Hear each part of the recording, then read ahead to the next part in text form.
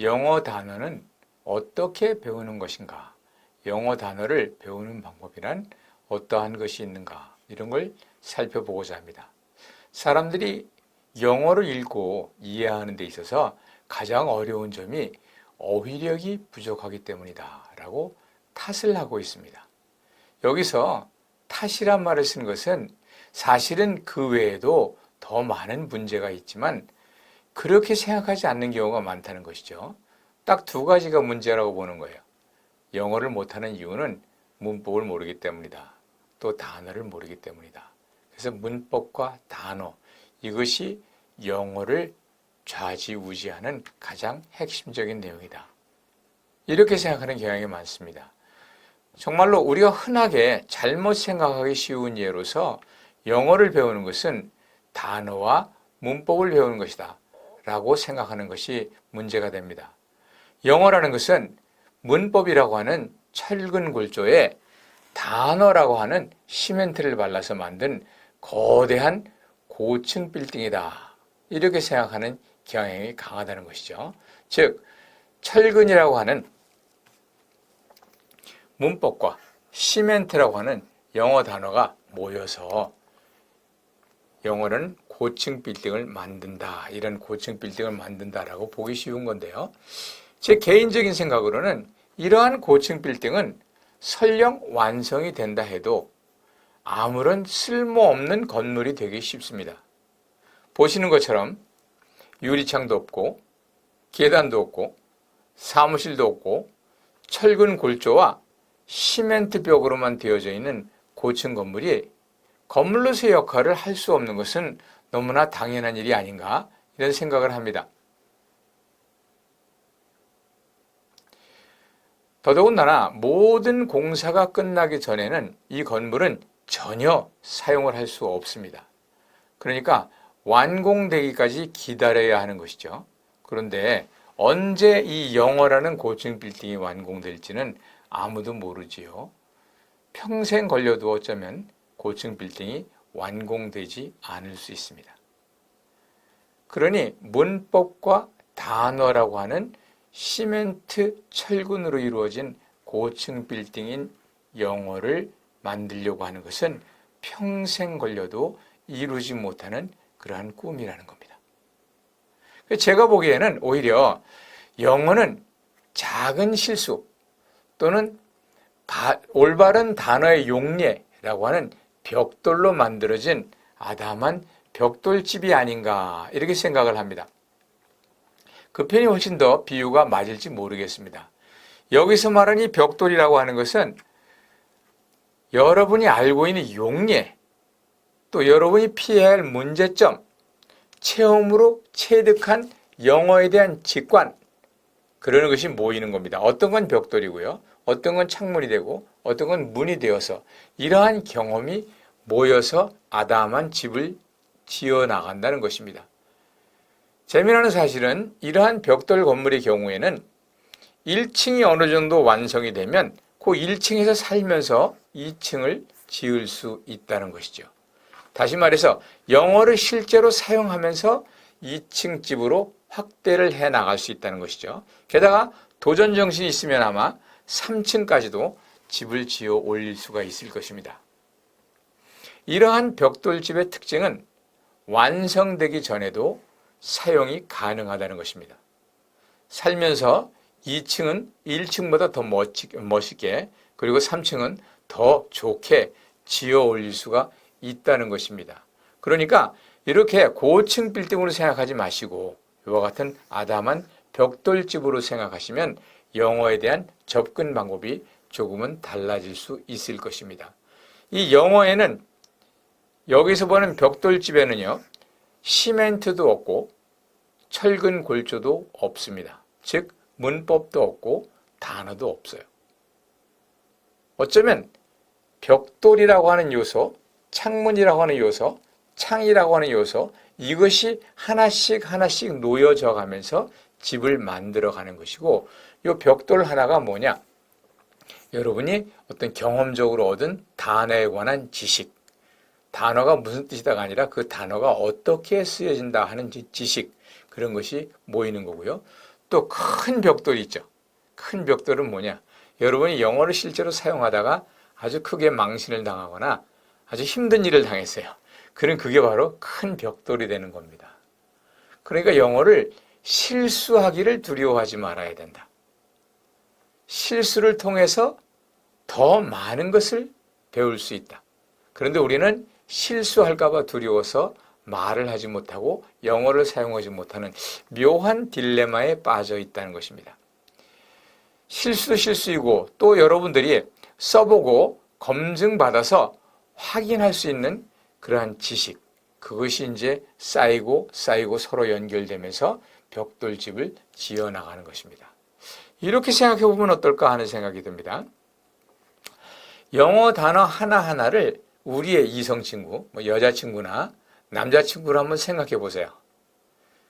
여러분이 이성의 친구를 사귀려면 얼마나 공을 들이고 얼마나 많은 노력을 해야 한 명의 친구를 사귈 수 있을까요? 애인을 만들기가 어디 그리 쉽던가요? 그저 매일 그 사진을 멍하니 바라보고 짝사랑하고 있다고 해서 그 상대가 내 답답한 마음을 알아줄 것이라 기대하는 사람은 아마 아무도 없을 것입니다. 용기를 내야 됩니다. 만나야 합니다. 찾아가야 됩니다. 앉아서 생각만 하고 있는다고 길이 생기지 않습니다.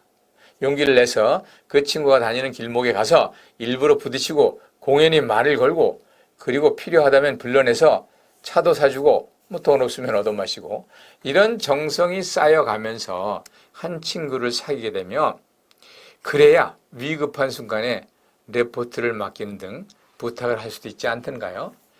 그렇게 이성의 친구를 이용할 수 있기까지 얼마나 많은 공이 들어가는지 여러분 스스로의 노력을 생각하면 쉽게 이해를 할 수 있지 않겠습니까? 그저 내가 그 사람의 이름을 안다고 해서 그 사람을 아는 것은 아니지 않습니까? 나와 교분이 있고 나와 직접 만남이 있어야 그 사람이 지인이 되고 아는 사람이 되고 또 더욱더 관계가 발전하면 연인으로까지 발전을 하는 것이죠.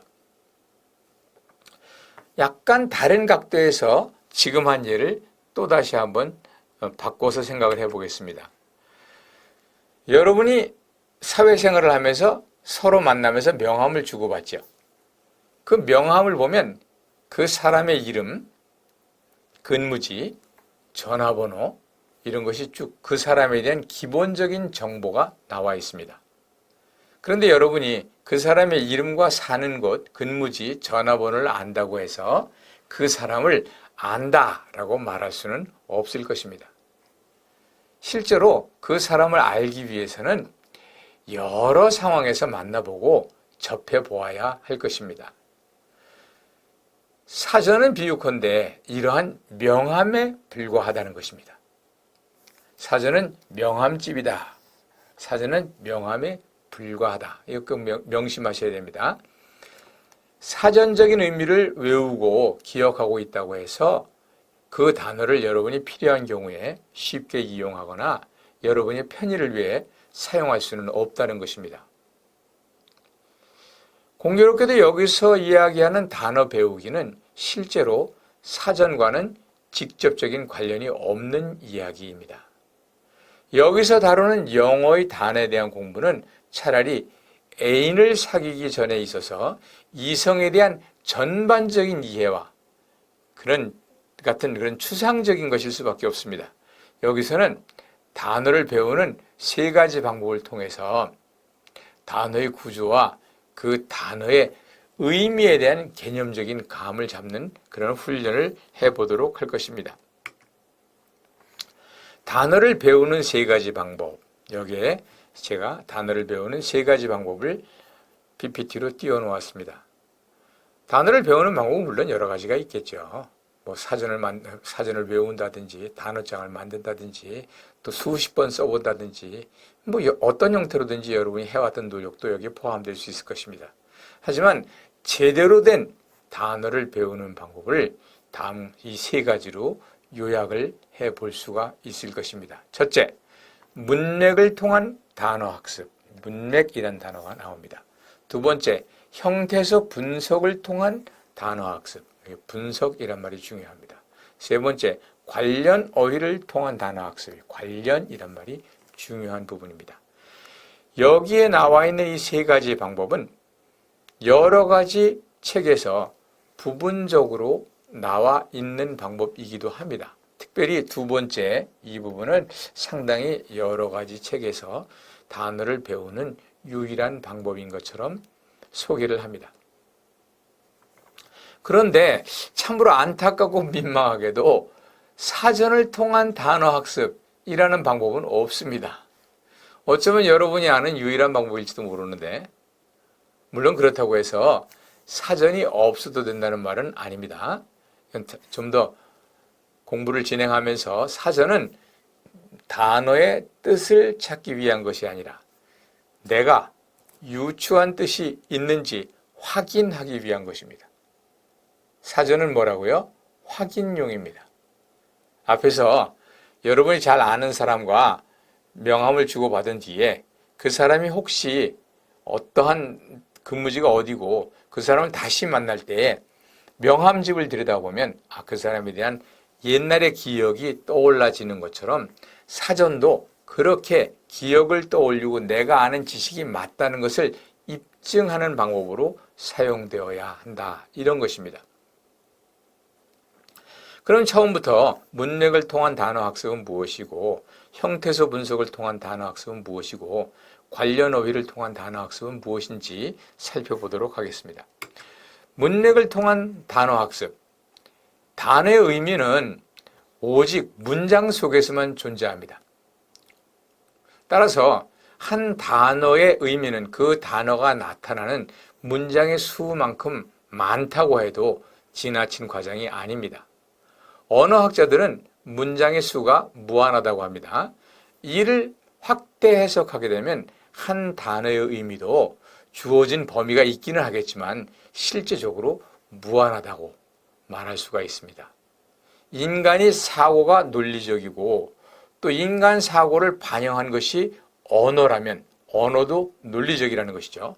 그렇다면 단어의 의미는 문장 속에서 논리적으로 유추될 수 있을 것입니다.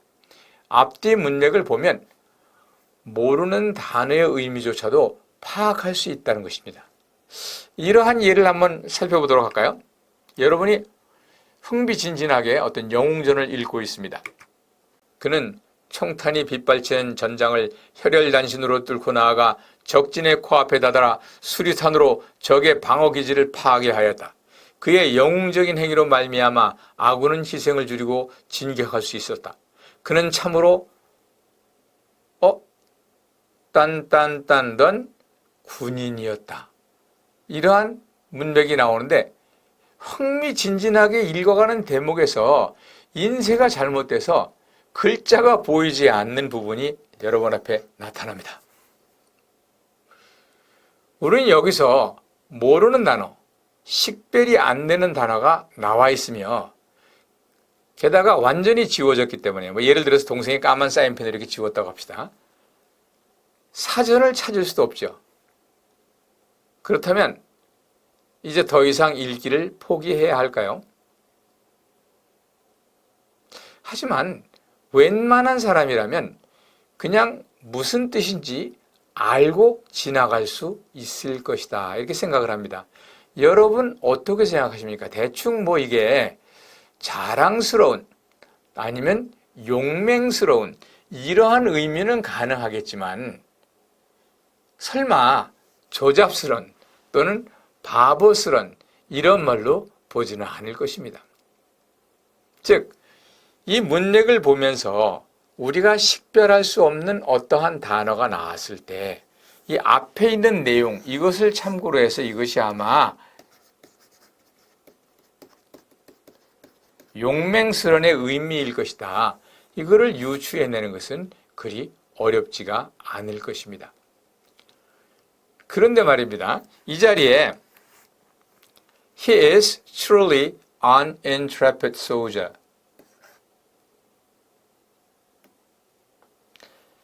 He is truly an intrepid soldier라는 이 단어가 나왔습니다. intrepid라는 단어가 여기에 떴습니다.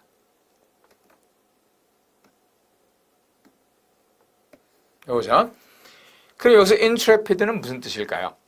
여기 앞에까지는 다 똑같고 이 부분이 그는 참으로 뭐뭐뭐런 군인이었다가 he is truly an intrepid soldier 이렇게 되어져 있다고 하겠습니다. 여기서 생소할지도 모르는 이 intrepid란 단어, 이 단어의 뜻을 모른다고 해서 아이고 안 되겠다, 사전을 찾아보자, 그래야 직성이 풀리나? 보이지 않는 글자의 뜻도 알면서 보이는 글자의 의미는 그냥 막혀버린다면 무언가가 크게 잘못된 것 아닌가 이런 생각이 듭니다. 사전이 없다고 해서 그냥 여기서 막혀버리고 더 이상 진전이 없다면 우리의 국어 능력이 아니라 지각 능력, 사고 능력, 그리고 논리 구조에 큰 결함이 있는 것이죠. 하지만 다행히도 우리들 대부분은 여기서 읽기를 포기하기보다는 쉽게 그 뜻을 판단해내고 또 계속해서 흥미진진하게 이야기를 읽어갈 수가 있을 것입니다. 바로 이 점이 우리가 명심해야 되는 점입니다. 사전을 보기 전에 먼저 앞뒤 문맥으로 뜻을 유추하는 Context Reading Practice, 그걸 하는 것이 우리에게 가장 중요한 기본적인 자세라는 말입니다. 사전을 찾는 것은 그 다음의 일입니다. 먼저는 여러분이 guess를 하고 이 guess가 맞는지 확인하는 것. You check with the dictionary, but you should not run to dictionary without your interpretation. 먼저 생각해보고 여러분이 해석을 해본 뒤에 그 해석된 의미가 실제로 사전에 있는지 그것을 찾아보는 것, 그것이 사전의 역할입니다. 이 상황에서 이 자리에 he is truly an intrepid soldier란 말이 나왔다면 그 intrepid는 용감하다, 용맹스럽다 이런 의미를 지닐 수밖에 없습니다. 그리고 나서 여러분이 용감한, intrepid, 용감한 이렇게 써놓고 나서 사전을 찾아보는 겁니다. 그러고 나면 여러분이 이렇게 설명했던, guess했던, interpret했던 것이 맞다는 내용을 확인할 수가 있는 겁니다. 사전은 이것처럼 의미 확인을 위한 것입니다. 사전을 바로 사용하지 못하면 평생 단어의 틀에 매여서 사전 중독증에 걸려서 사전이 없으면 단어의 공포에서 헤어나지 못하고 감히 영어로 된 글을 읽으려고 시도조차 하지 못하게 됩니다. 하지만 컨텍스추얼 게싱을 훈련하면서 처음에는 반도 못 맞출 수 있습니다. 반타작밖에 못할 것입니다. 그러나 이런 훈련이 거듭되고 나면 어느 정도 보람을 느끼게 되고 이 방법이 옳겠구나라고 생각하게 되면 점점 더 여러분의 추측하는 능력이 올라가게 되고 90% 이상을 적중할 수 있게 될 것입니다. 만약에 여러분이 90% 이상을 적중한다면 바로 그 순간에 그 단계에서 여러분은 비로소 단어의 공포에서 해방되는 것입니다. 아니 막말로 여러분 중에서 사전을 통해서 배운 한국어 단어가 몇 개나 됩니까? 저는 옛날에 옛날 사람들 버렸네요. 구창모라는 그 가수가 휘날이라는 노래를 불렀을 때 이 휘날이가 뭔가 무슨 뜻인지 몰라서 사전을 찾아보니까 채 마르지 않은 장작이라고 하는 뜻이라는 것을 배웠습니다.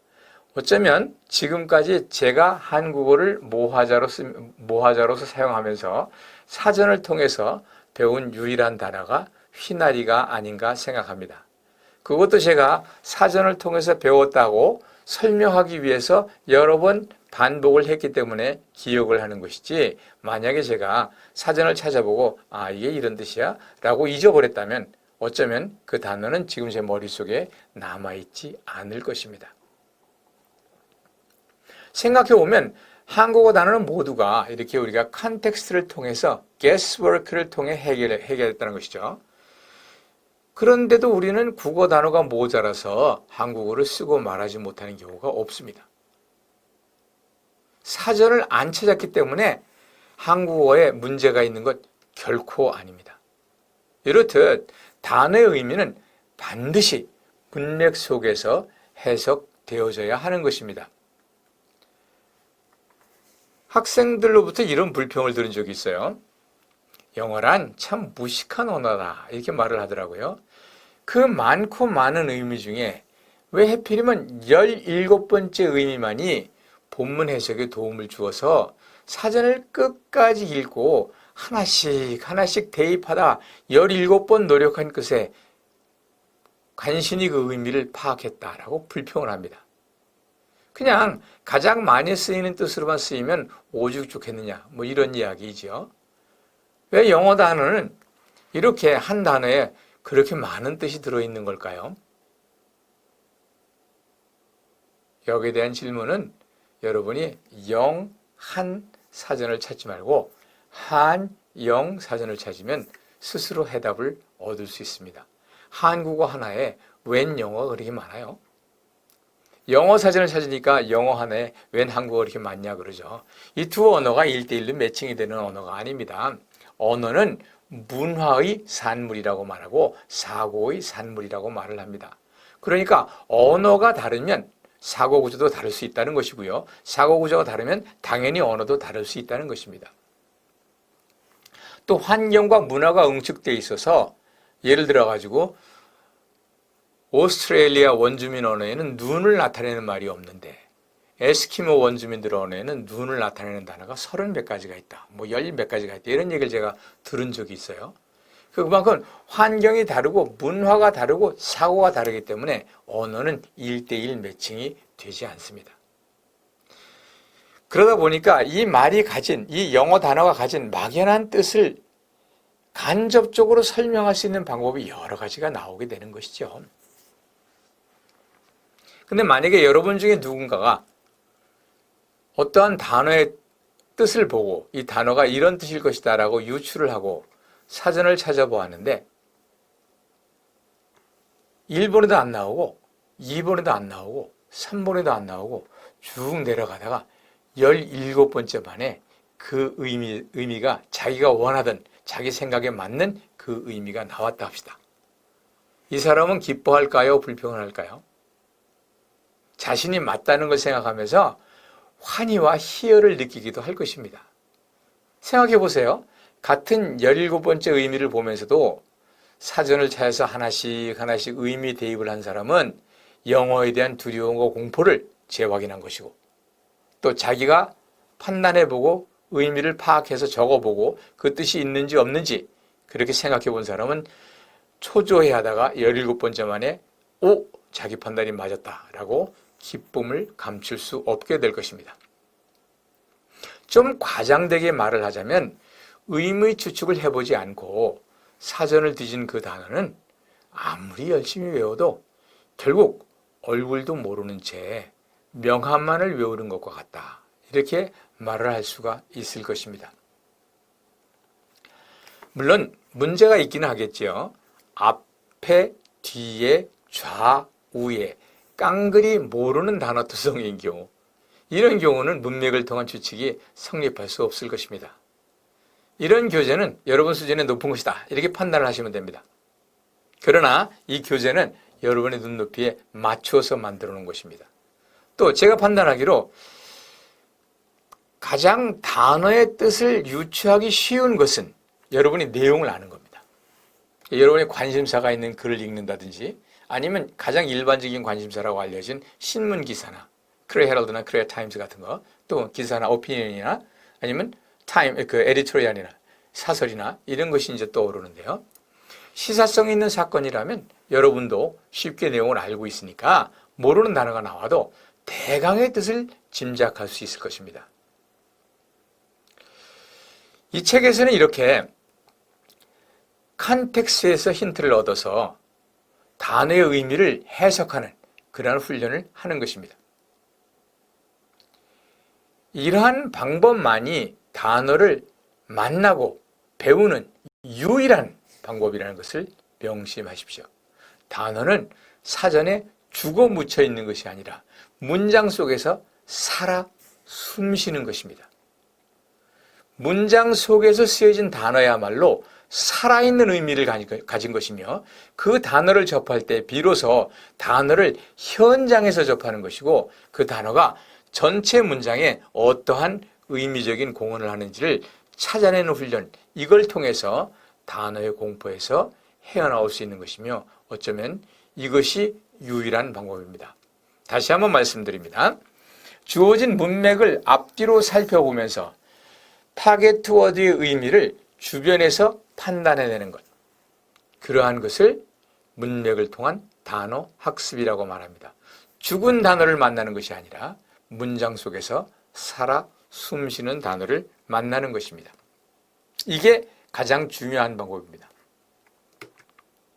종합하자면 먼저 컨텍스트 리딩을 통해서 컨텍스추얼 게싱을 통해서 의미를 파악을 하고 그 다음에 여러분은 사전을 통해서 여러분의 게스가 맞는지를 확인하는 것입니다. 이 도표를 꼭 기억을 해 두시기 바랍니다. 두 번째로는 형태소 분석을 통한 단어 학습입니다.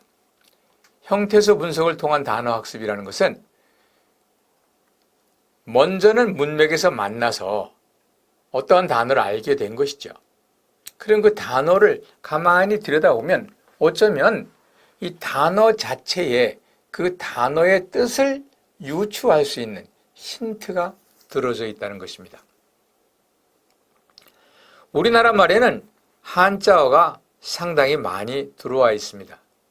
그래서 열과 성을 다해서 라는 말은 열성이라는 단어를 해체해서 만들어낸 것입니다.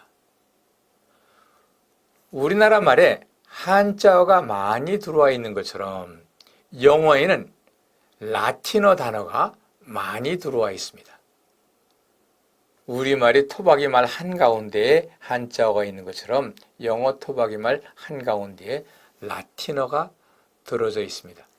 라틴어 원의 단어는 마치 한자와 같아서 묘하게 의미 분석이 되기도 한다는 것을 아실 것입니다.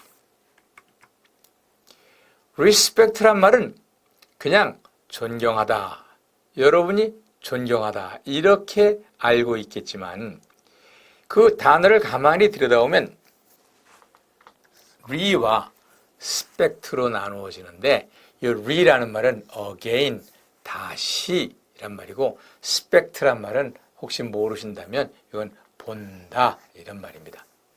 그러니까 respect란 건 뭐예요? 한 번 보고 끝나는 것이 아니라 한 번 보고 두 번 보고 자꾸만 우러러 보고 싶은 사람, 자꾸만 보고 싶은 상대, 그분이 진정으로 존경하는 상대이죠. 이렇게 re 플러스 spect로 되어져 있다. 이 spect란 말은 본다라는 뜻이다. 이걸 아신다면 respect는 다시 본다 이런 의미라는 것이 어원적으로 다시 본다는 의미라는 것이 respect란 말을 이해하고 또 기억하는데 도움이 될 수 있을지 모르겠습니다. 앞에서 기억하십니까? He is truly an intrepid soldier. intrepid soldier라는 말을 봤단 말입니다. intrepid가 뭐라고요? 용맹스럽다, 용감하다 그랬습니다. 근데 갑자기 혹시 이게 intrepid, in은 뭐 여러 가지 뜻이 있습니다. in은 not의 의미도 있고 inside의 의미가 있죠. 한국말로 하면 아니다, not의 의미도 있고요. 아니다, inside의 의미도 있습니다. 말장난한 겁니다. 그래서 in이란 말이 혹시라도 아니다, not의 의미라면 요건 뭘까? trepid은. 이게 잘못 나눌 수도 물론 있습니다. 잘못 나눌 수도 있지만 일단 이렇게 나눠보고 트래피드 혹시 무슨 뜻일까? 겁 많은? 겁이 없는 게 용감한 거니까 요걸 인을 빼고 트래피드 그러면 겁나는, 겁을 내는, 겁 많은 이런 뜻이 아닐까요? 맞을 수도 있고 틀릴 수도 있습니다. 옛날에는 이 단어가 쓰여졌습니다. 그런데 만약에 여러분이 어쩌다가 trepidant라는 단어를 봤어요. trepidant. 여기서 뭘 봅니까? intrepid 아니다 플러스 trepid의 이 trepid를 똑같이 봅니다. 트라피던트가 무슨 뜻이냐? 소심한, 겁 많은 이런 의미가 있습니다. 그러니까 그냥 intrepid가 용감하다 이 말보다는 이게 in 플러스 trepid로 나누어져 있겠구나. trepid는 intrepid의 반대말, 즉 intrepid 하지 않다 는 말이 아닐까. 따라서 trepid는 용감하지 않은, 비겁한, 겁 많은 이런 의미로 해석을 해볼 수가 있는 것입니다. trepid란 말은 고어로 잘 쓰이지 않지만 trepidant라든지 혹은 trepidity 이런 단어가 있습니다. 그걸 보고 trepidity는 겁이 많은 것, trepidant는 겁을 내는 것, 내지는 비겁한 것, 소심한 것 이런 의미를 가질 것이다 라고 추측을 해볼 것입니다. 여기까지 혼자서 연구가 끝나고 나서 트라피드를 찾아본 사람이라면 큰 사진 찾아야 됩니다. 작은 사진은 안 나옵니다. 무릎을 탁 치면서 이야 역시 내 영어가 대단하네 라고 생각해 볼 수 있을 것입니다. 근데 트래피던트나 트래피드티는 잘 나오지만 트래피드가 나오는 사진은 아마 없을 것입니다. 혹시 여러분 사전에 이 단어가 없다면 둘 중에 하나 하세요. 그 사전을 내다 버리든지 아니면 여러분이 사전의 여백에다가 트래피드라는 단어를 넣으세요. 요즘은 안 쓰지만 옛날에는 쓰였던 단어이고 오히려 트래피드 의미로 요즘 쓰는 말로는 트래피던트라는 형용사를 쓴다라는 것을 알 수가 있을 것입니다.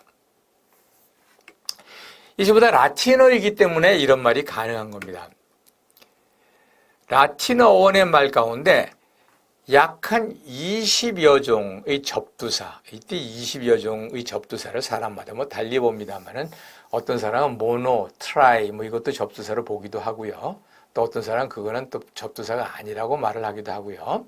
사람마다 경우가 다릅니다만 대충 여러분이 알고 있는 re, con, 무슨 in, 무슨 sin 이런 형태, 그 다음에 또 전미사 가운데에는 한 30여 종, 그리고 루트라고 해야 적었습니다만은 어간이라고 하는 것이 한 120개. 그 중에 이제 여러분이 알만한 것, 많이 쓰이고 또 배워둘 만한 것, 그 한 60여 개 정도가 됩니다. 이제 그런 말을 보게 되면 단어를 조금은 체계적으로 접근해 볼 수가 있다는 것이죠. 예를 들어 갖고 여러분이 admire라는 단어를 보았다고 합시다. admire 뭐였죠? 감탄하다라는 뜻이죠. 감탄하다. 근데 이게 갑자기 ad와 mire로 결합된 것처럼 보입니다. ad는 toward, 어디를 향하여 또는 어떻게 하게 되다, become, make 이런 의미를 가집니다. 뒤에 있는 mire는 혹시 모를까 봐 mirror라는 말이 거울이라는 말이요. mirage라는 말이 뭐라고요? 이 신기루, 눈에 보이는 것을 말합니다. 또 miracle이란 말도 재밌어요. 기적이란 말인데 요건 여기 본다는 말이고요. 아클 이거는요. circle, 동그라미란 말이에요. 동그라미. 눈이 동그래져서 보는 것. 눈이 이렇게 커져서 보는 것. 그게 뭐예요? miracle이에요. 그러니까 마에 뭐가 있어요? 본다라는 의미가 있다는 거죠. 그래서 admire는 뭐냐? 보게 되는 거예요. 앞에서 배웠던 respect는 한 번 보고 두 번 보고 자꾸 보게 되는 거고요. admire는 보게 되는 거예요. 어원적으로 이 둘은 의미가 상당히 가깝다라고 하는 것을 알 수가 있습니다. 그래서 mirror라는 말과 miracle 이 두 가지, 거울과 기적이란 단어는 여러분이 생각하기에는 전혀 관련성이 없는 그러한 단어이고 여기에 보이는 프랑스어 mirage란 말도 어쩌면 처음 보는 단어일지 모릅니다만 왜 사막 같은 데 가면 물이 있는 것처럼 보이고 나무가 있는 것처럼 보이는 헛게 보이는 거 신기루 그걸 뭐라 그래요? 보이는 거 mirage라고 한다. 신기루라고 한다. 이렇게 설명할 수가 있는 것임을 알 수 있지 않겠습니까? 그렇게 라틴 계통의 어원은 라틴 계통의 어원은 어원으로 그 단어가 만들어질 당시, 그러니까 기원 후 600여년까지죠. 그때까지만 하더라도 의미가 일정하게 남아 있었고, 그때 영어에 들어온 그 단어가 여전히 비슷한 의미로 오늘날도 살아남아 있는 것이죠. 다시 한번 respect라는 단어를 봅시다. re는 다시 again이란 말이요. spect는 본다 이런 말인데, spectacle이 뭘까요? spectacle. 아클은 앞에서 미라클에서 봤죠. 동그라미라 그랬어요. spectacle은 무슨 뜻인가? 눈이 동그래져서 본다 이런 말이에요. 기적까지는 안 돼도 장관, 멋있는 것. spectacle의 형용사 spectacular, 볼만하다 뭐 이런 의미가 들어있죠. spectacle이 눈에 보이고 또 하나는 뭐예요? 본다, 동그라미, 보는 동그라미. 보는 동그라미가 뭐예요? 안경이죠. spectacle이 안경이다. 이런 의미가 어원 속에서 나와 있는 뜻과 매우 오늘날의 뜻이 비슷하다는 것이죠. 안을 보면 inspect, 안을 보면 조사하는 거고요. retro, 뒤를 보면은 반성하는 것이고 뒤돌아보는 것이고요. 앞을 보면 prospect가 되는 것이고요. specter란 말은 유령이란 말인데 좀 달라요, 우리하고. 이 specter는 보이는 것이에요. 우리는 유령이 안 보이는 것인데 얘네들은 보이는 것이에요. 다른 말로 유령을 뭐라 그래요? 물론 ghost란 말도 쓰기도 하지만 다른 말로 뭐라 하죠? apparition이란 말을 쓰는데 appear, 나타난다 이런 말과 specter 이 두 개가 어원적으로 연결이 되는 걸 볼 수 있어요.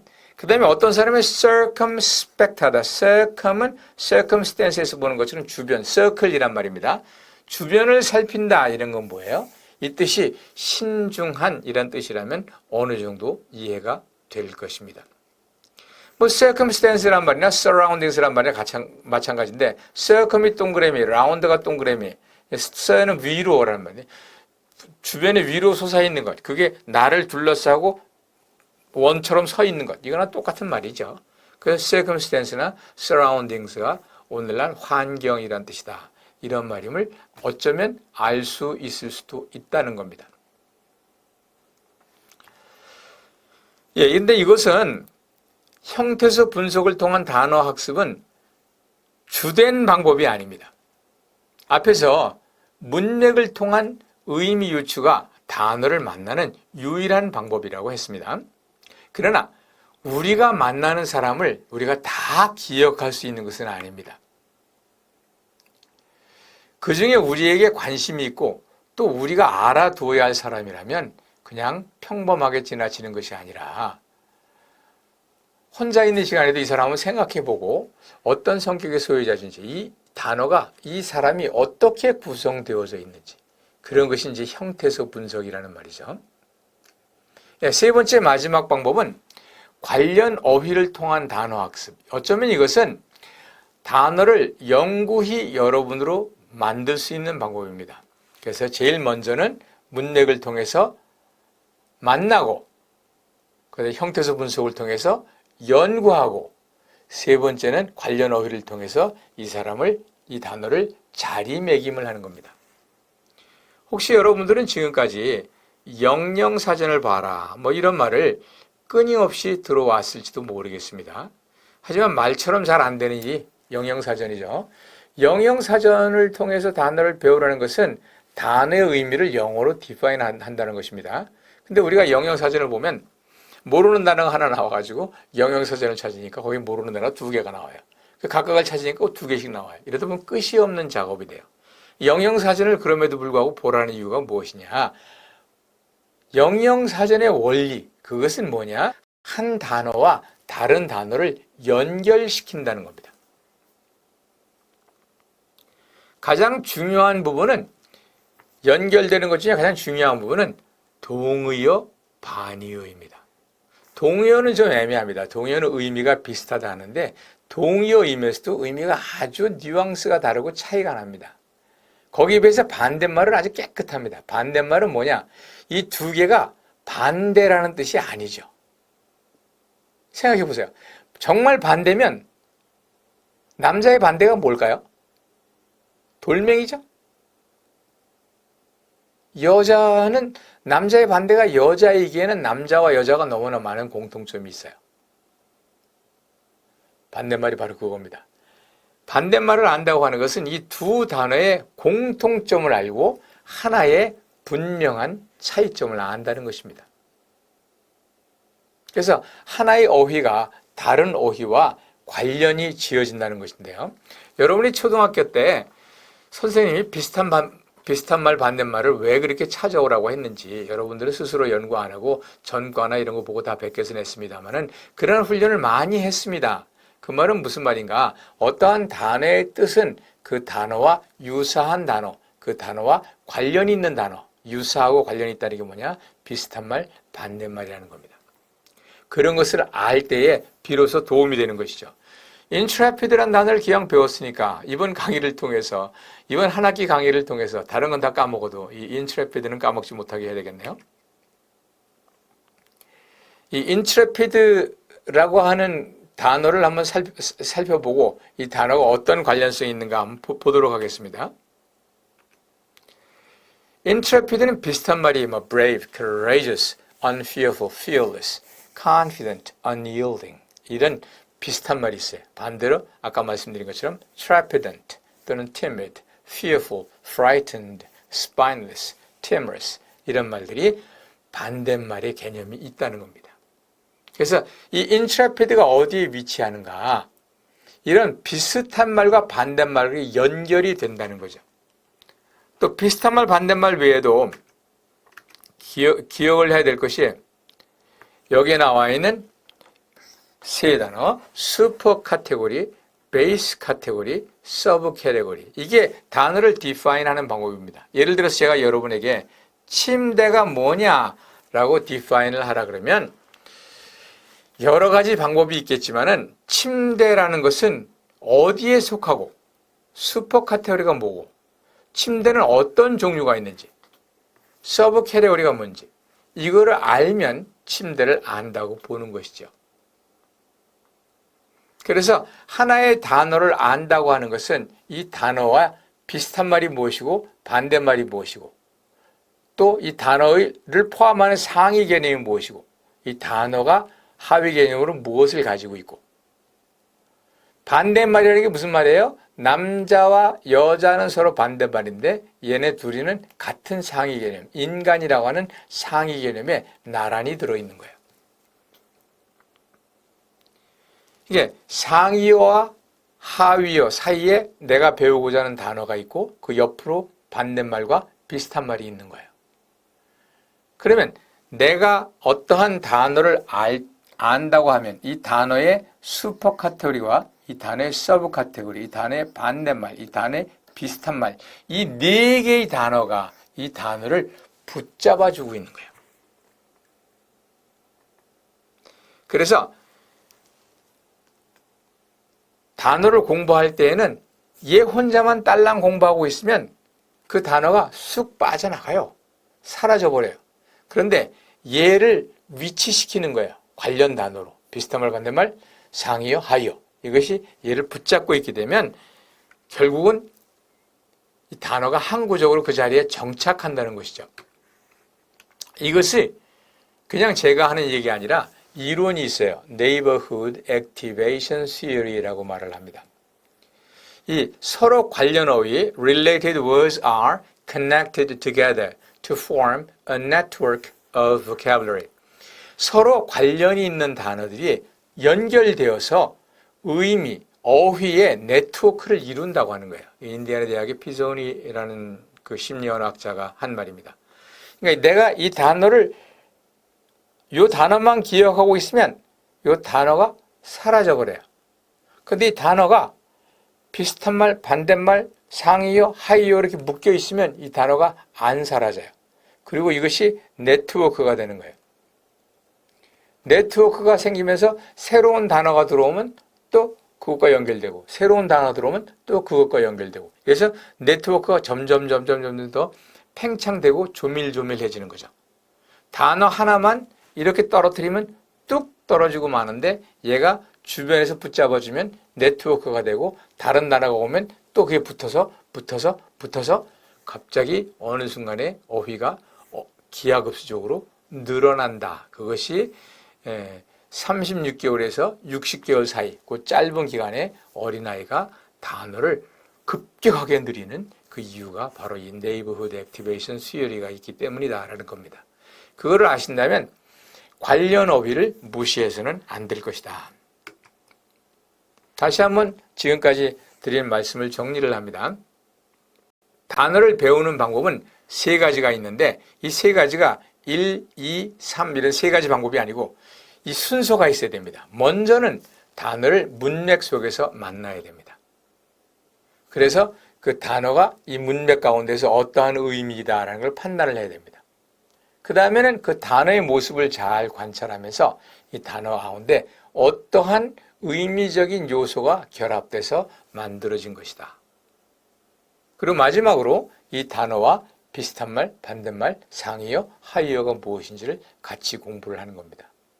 다른 책에서는 이 형태소 분석을 통한 단어 학습, 이걸 굉장히 많이 강조를 합니다. 꼬리에 꼬리를 무는 영어라든지 뭐 이런 말에서 그 형태소 분석을 하면 접두사, 전미사를 알면 단어를 엄청나게 많이 배운다라고 말을 하는데 이건 조심해야 될 것이에요.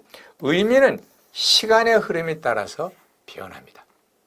그래서 왜 그런 의미를 가지게 되었는지 어원 분석만으로는 도저히 알 수 없는 경우가 많이 있습니다. 그러니까 여기에 의존해서 배우려고 하지 마십시오. 이건 1번, 2번, 3번의 단계적이다 이렇게 생각을 하십시오. 제가 이 강의를 시작하면서 여자친구, 남자친구란 얘기를 했습니다. 그걸 비유컨대 이렇습니다. 먼저는 이 사람을 자꾸 만나야 되죠. 살아있는 그 사람 봐야 되고 또 데이트도 같이 한번 해봐야 되고 또 술도 같이 먹어봐야 되고 또 어떤 같이 프로젝트도 해봐야 되고 이렇게 해봐야 그 사람을 아는 겁니다. 그런 사람 가운데 특별히 어떤 사람은 혼자서도 저분이 어떠한 모습이다. 눈은 어떻고 코는 어떻고 뜯어보는 그러한 단계까지 나아간다면 관심을 표명하는 거겠죠. 근데 거기서 한 걸음 더 나가서 제 아버지는 어떤 사람일까? 형제는 뭐 하는 사람일까? 주변까지 여러분이 관심을 가진다면 아마 그 사람은 여러분에게 굉장히 가까운 사람일 것입니다. 그런데 요거를 빼고 혼자 생각하고 혼자 연구를 한다면 그것은 짝사랑에 지나지 않는 것이죠. 그러니까 제일 중요한 것은 이 문맥을 통한 단어 학습, 이 부분이 가장 중요한 부분이라는 걸 잊지 말아야 하겠습니다. 이 차 수업이 조금 길어지긴 했습니다만은 여기까지가 제가 첫 주에 여러분에게 들려드리고자 한 이야기입니다. 두 번째 주, 다음 주에서는 1차 시 수업에서 단어의 구조, 그 다음에 어형성 과정, 그리고 2차 시 수업에서는 이 책의 구조와 또 과제 하나, 이걸 설명해 드리도록 하겠습니다. 지금까지 수고 많으셨고요. 다음 주에 뵙겠습니다. 안녕히 계십시오.